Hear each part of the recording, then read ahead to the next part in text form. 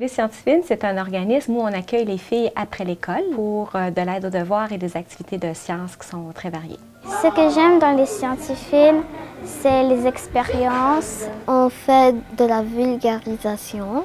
Les Scientifines, c'est un endroit où il y a de l'aide aux devoirs, il y a des activités, il y a des expositions. Un volet qui est vraiment très important, c'est l'expo sciences. On fait ça chaque année. Et puis les filles, elles travaillent sur des projets qu'elles ont elles-mêmes choisis.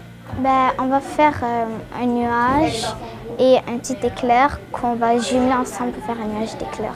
Pour l'exposition, je vais présenter comment produit-on de l'oxygène sans plantes. Mon projet, c'est une voiture téléguidée. J'ai appris que l'électricité, ça peut fonctionner dans un circuit électrique. Mon projet, c'est sur les rayons X. Je travaille en fait un peu sur le plomb et tout ça. La pollinisation. Sur les robots aquatiques. Mon projet d'exposition, c'est de la planète Jupiter. La planète Jupiter, c'est la plus grosse planète du système solaire. Chacun aura un kiosque pour présenter leur projet. À l'ETS, des fois, il y a des juges. Ils vont t'évaluer.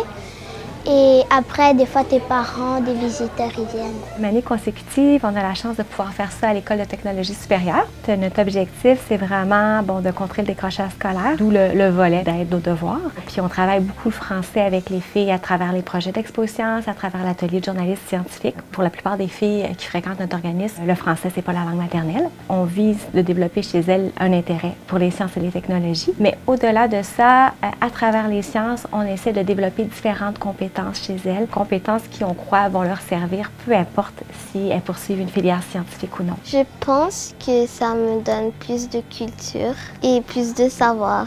Et comme ça aussi, ça m'occupe. J'apprends beaucoup de choses en matière de vie, de la science, et je suis très contente de faire mon expo science.